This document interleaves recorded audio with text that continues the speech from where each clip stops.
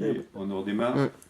Et ben, suite à la petite interruption de mouvement, voilà, j'ai été me chercher un pinceau que j'avais oublié de préparer. Donc vous voyez, il faut bien préparer ces outils quand même. Avec le jus que j'ai sorti, j'évite d'en gaspiller, j'ai retrouvé dans ma boîte de conserve. Je vais bien arroser les dérailleurs, et parce que si on regarde bien, on trouve pas mal de sable. Si on se met comme ça, évidemment, on verra rien, mais quand on commence à se pencher sur le problème, on fait oulalolololololo. Donc on arrose bien derrière, on arrose bien dedans.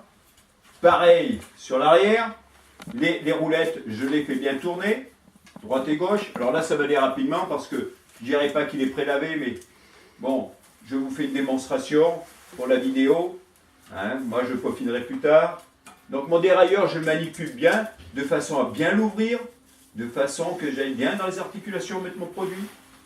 Je le pousse même s'il faut. Voilà. Hein, très bien comme ça. Voilà. Je vais prendre mes plateaux, même topo. Voilà, voilà, voilà. J'arrose, j'arrose, j'arrose, j'arrose. Voilà. J'arrose bien justement là où on ne peut pas atteindre vraiment. Hein. Derrière. Hein. Derrière, là, ça c'est... Ah. Si c'est fait régulièrement, il y a peu de travail. Hein, ça se décolle très facilement. Donc avec mon pinceau, je repasse derrière aussi. Je ne le regarde pas parce que je sais par habitude que ça va le faire. Voilà, je vais bien arroser derrière. On ne voit pas, mais ça arrose bien tout de suite. Vous voyez, ça éclabousse quand même de valeur. Hein. Ces cartons me sont bien précieux, ça m'évitera de nettoyer, etc. etc. J'aurais juste à y jeter à la poubelle. Voilà, un petit coup un peu sur l'axe, sans trop insister. On n'insiste pas trop vers l'axe parce que là, on fait aussi rentrer la saleté à l'intérieur des joints qui sont hermétiques, mais sans plus quand même. Alors justement, en parlant de ça, on ne va pas nettoyer à haute pression pour ne pas envoyer la merde dans les roulements. Voilà. Donc, la partie transmission, on va dire, est nettoyée. Alors nettoyer, mais pas encore complètement. Parce que là, après, moi, je vais sortir mon arme de guerre, qui est ma petite souffleuse. Alors j'ai un petit compresseur, sans cuve, ça ne vaut pas une grosse fortune.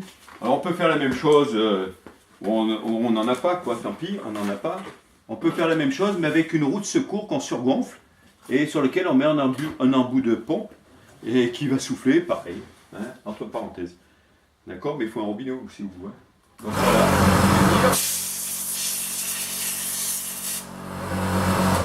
Alors là, attention. Là, j'ai fait un truc, hop, hop, démonstration. Mais attention, parce que quand on gicle aussi après la roue, c'est-à-dire après le pneu.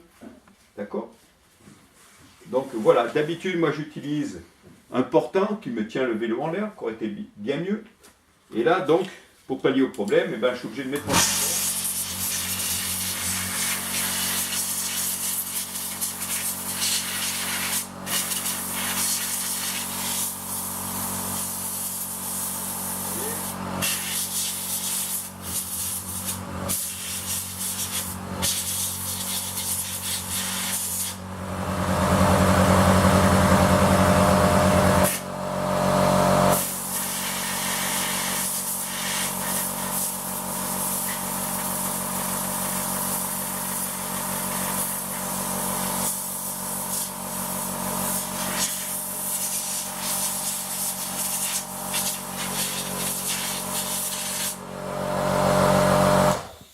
Alors, pour procéder à cette manœuvre, on pourrait enlever la roue.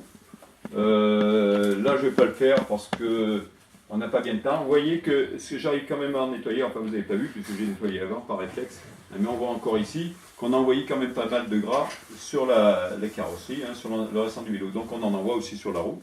Hein, il n'y a pas trop de bercé du genre. Donc, il faut très bien le protéger parce que le pneu va craindre. La jante, à la rigueur, on va toujours la nettoyer. Hein. Donc, voilà, on a fait la chaîne. Il fait vite fait, donc pareil, on essuie le surplus au maximum, vous voyez, pour récupérer un maximum de caca boudé. Hein, voilà, on fait gaffe quand même de ne pas se faire prendre les doigts, hein. C'est quand même précieux les doigts. Donc voilà, un petit coup. Encore qu'ici il y a une roue libre, quand il n'y a pas de la roue libre sur les vélos, comme les vélos de piste, c'est impardonnable. Hein.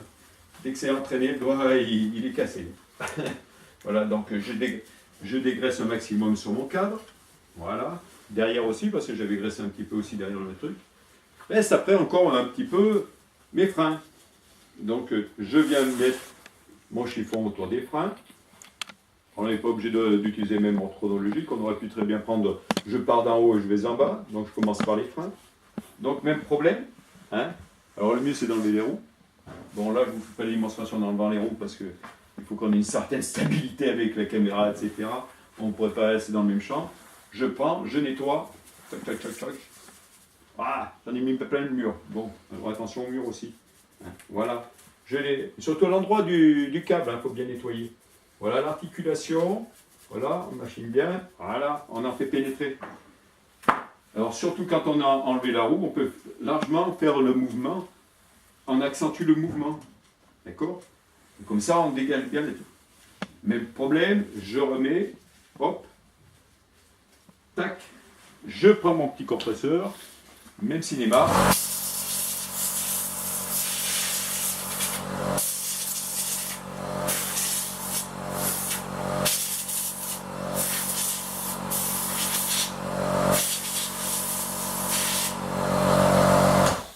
Donc ça me permet d'observer un petit peu tout. Là je m'aperçois que justement, au bout de mon câble de dérailleur, il manque le petit cache à l'embout en plomb qui me permet de protéger les doigts quand je vais les régler. Et puis ça peut faire mal. Et puis ça peut s'éviloger, après il n'y a plus rien à faire. Donc je sais que tout à l'heure je vais le remplacer.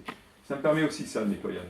Donc là, on a nettoyé, imaginez, mais bon, là maintenant il faut regresser. Donc on y va avec parcimonie. Alors peu importe la marque, c'est pas grave. On va ou sur les pignons ou sur la couronne, selon. Hein. Alors sur la couronne, ce qui est bien, c'est qu'on va éviter de mettre sur le pneu, mais par contre on est gêné par la pédale. Donc on peut graisser comme ça, directement la chaîne. Voilà, on graisse directement la chaîne. Les articulations du dérailleur, c'est à vous de vous appliquer, hein, vous comprenez bien. Hein. Donc là on voit plus que du métal. Plus de noir. Il n'y a plus de noir nulle part. Nulle part. Là aussi, pareil. Je graisse. Toc, toc, toc. Intérieur. Extérieur. Voilà. Mes roulettes comme il faut. Parce que les roulettes n'ont pas de roulement. Donc, manque de graissage, usure prématurée. Usure prématurée du jeu. Alors après, on ne va pas les changer systématiquement, mais le problème du jeu, le vélo, il marchera moins bien. Et nous, on tient à garder nos vélos le plus longtemps possible quand même. Et puis qu'il marche bien. Voilà, j'ai su un petit peu le surplus sur la carrosserie uniquement. Hein. Donc on va le laisser un petit peu s'égoutter, le petit gars. Hein. D'accord. On fait la même chose sur les freins, évidemment, en n'en mettant pas sur les patins. Ça paraît logique. Hein. Donc les petites articulations, il y en a deux, il y en a une par là, une au milieu, et puis l'articulation du câble en lui-même. Et c'est toujours plus agréable quand on veut faire les mouvements que ça vienne tout seul. Voilà. Donc ça c'est fait. Toc toc toc, du coup même ça fait briller le métal, ce silicone, etc. C'est un petit peu gras, mais ça fait briller. Et c'est un gras qui va s'en aller relativement vite. C'est pour ça qu'il faut faire régulièrement. Donc, j'ai lavé, j'ai regraissé. Je ne touche pas encore, parce qu'on verra ça plus tard, si vous voulez, mon axe qui mérite d'être graissé, mais pas à vie, mais pas loin. Mes poignets et ma roue. Ma roue, je ne l'ai pas fait voir, mais auparavant, si vraiment elle est très encrassée, je peux prendre mes deux outils. Il y en a un, ça va être vraiment pas enlevé. Alors ça s'adresse surtout au VTT. Hein. Quand il y a vraiment de l'herbe, des trucs comme ça, voilà, on a les outils qui est vendu d'ailleurs avec l'appareil de nettoyage, qui permet d'arracher la crotte. Un pinceau spécial, on va dire. Voilà, on agit. Alors là aussi, on ne fait que huiler la roue libre, ne jamais mettre de graisse. Hein. En vélo de route, on ne met pas de graisse à proprement parler, sauf dans les roulements, mais qu'on fait que très périodiquement, mais sur la valeur d'une année, on va dire. Voilà. D'accord? Donc on se contente de ça. Ça veut dire aussi que quand on tourne la roue de l'autre côté, on a des trous. Quand on a bien lavé, voilà, si je prends mon petit pinceau, je lave bien mon engrenage, voilà, on va voir le métal qui va blanchir petit à petit. Voilà. Donc je vais salir un petit peu par terre, bon, parce que on va y faire précipitamment. Voilà, je fais bien comme ça. Je passe bien mes doigts.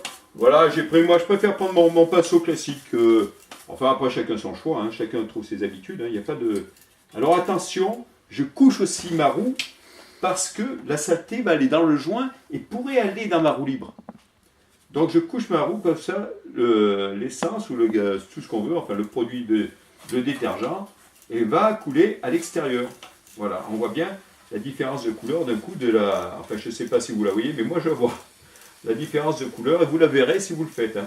Voilà, je mets d'un petit peu des doigts, je me débrouille, voilà, donc j'ai mis pas mal de trucs. Et là pareil, quand j'ai mon petit compresseur, alors quand je n'ai pas mon compresseur, je me débrouille. Hein. J'essuie, je passe les chiffons, je passe un peu de temps. Donc ça permet de gagner du temps. Ça vaut pas fortune en tout cas.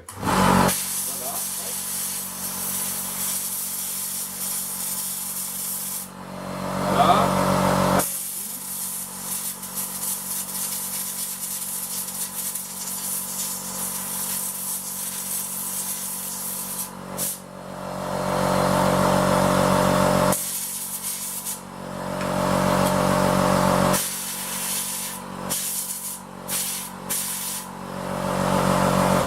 Donc là j'ai nettoyé, et là on ne va pas graisser, ça n'a pas besoin d'être graissé, sauf la roue libre, mais là on le fait même pas mal, c'est fait à vie normalement, ou pas loin.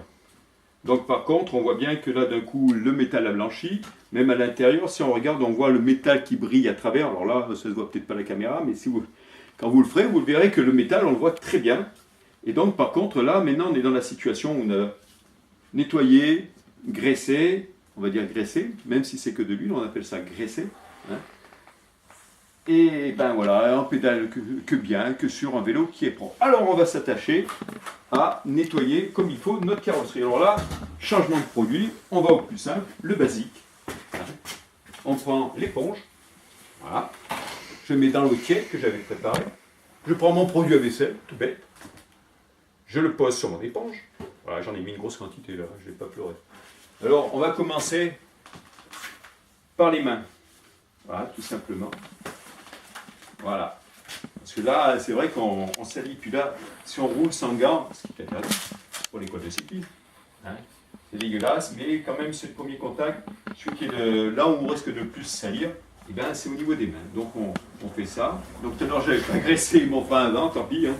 Voilà, on fait la démonstration. Donc, je passe par haut. Je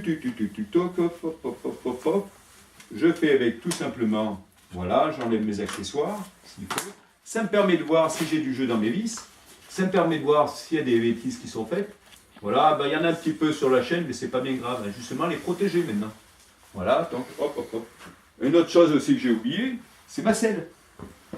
Donc, il ne faut pas qu'elle soit trop glissante. Alors, les produits pour plastique, tout ça, négatif hein, pour la selle et le cintre. Hein. Quand on appuie sur la guidoline, il faut que la guidoline soit propre, mais de l'eau, ça va très bien. Les produits nettoyants en plastique, tout ça, alors là, Verboten interdit, parce que là, ça va faire glisser les mains, c'est très désagréable ensuite. Bon, c'est pas irrémédiable, c'était très. Voilà, tout simplement, on fait comme ça. Voilà. La roue, c'est pareil. On va machiner un petit coup sur la jambe. Hop, d'un côté. Ouais. On résume quand même. Hein. De l'autre côté, voilà. Et je fais tourner en même temps. En même temps, si je veux, je descends un petit peu plus bas avec mon éponge. J'aurais pu le faire avec la white. Hein. Par contre, tout ce qui est métallique comme ça, comme les roues, j'aurais pu le faire avec la white. Hein. Ça aurait été pas plus mal, surtout de ce côté, parce que là, malgré tout, il y a quand même pas mal de graisse qui se jette. Et donc, donc j'ai fait ça, tac, tac, tac, tac. Je prends un chiffon propre. Voilà. Donc, normalement, il est propre. Hein. Et puis là, je viens nettoyer. Toc, toc, toc. Ma jante. Voilà. Alors, n'hésitez pas à démonter les roues. En démontant les roues, on a accès beaucoup plus facilement à toutes les parties intérieures du cadre qui, là, par exemple, là, c'est sale. Et comment je fais? Je passe le chiffon. J'ai enlevé ma roue. Je passerai mon chiffon tranquillement. Voilà, donc pareil, là, pom, pom, pom. Et là, on va avoir un beau vélo, tout propre. Et là, d'un coup, eh ben, on a envie d'être beaucoup plus performant. Hein. C'est normal, c'est logique. Un beau vélo fait aller plus vite. Et d'où l'intérêt. Et puis un des gros intérêts aussi, c'est de repérer s'il y a une anomalie. Un câble qui s'effiloche, une vis qui se dévisse. Voilà, un truc qui ne va pas. Hein. Oh mince, j'avais oublié de regarder ça. Ah ben oui, j'ai mon joint là. Ah, il est en train de partir. Il y a l'eau qui va rentrer dedans. Si l'eau rentre dedans, la saleté va rentrer dedans, ma selle, quand je voudrais la régler, après, ben, je ne pourrai plus parce qu'elle va être coincée. Ah, donc il faudra mettre un petit peu de silicone ou quelque chose comme ça. Voilà, donc voilà, hop, tout simplement. Hein. Pas de produit, pas de haute pression. Alors là, la haute pression, négative. À la rigueur, quand c'est du cyclocross qui sont pleins de boue, un jet un petit peu appuyé, en évitant d'aller dans les endroits où il y a des roulements. Hein. On ne projette pas la saleté à l'intérieur des roulements. Vous voyez, il est beaucoup plus propre. Déjà, ça donne beaucoup plus envie. Bon, c'est un peu plus long que là, sur la vidéo parce que bon, là, je ne m'applique pas vraiment. Je fais une démonstration. Hein. Mais vous voyez, ça demande gain de temps. Les pédales aussi, je les ai oubliées. Mais là, pareil, je surveille s'il n'y a pas de la saleté, donc de l'eau. S'il y a vraiment de la boue, de l'eau. Et puis là, ce qui n'est pas le cas parce que c'est que du plastique ou pas loin, s'il y en a qui ont des ressorts métalliques, tout ça, et ben, toujours un petit peu d'huile 4 en 1, là, des huiles de silicone. Alors peu importe la marque, hein, faut pas. Moi, le moins cher, ben, ça va aussi bien, voilà. Donc j'ai tout nettoyé, tout est propre. Je n'ai pas de saleté à l'intérieur de mes machins. Je peux passer mon coup de chiffon, voilà. Ça brille, c'est beau, c'est on a envie. Voilà, et bien tout simplement, vous avez déjà fait à peu près le tour du propriétaire.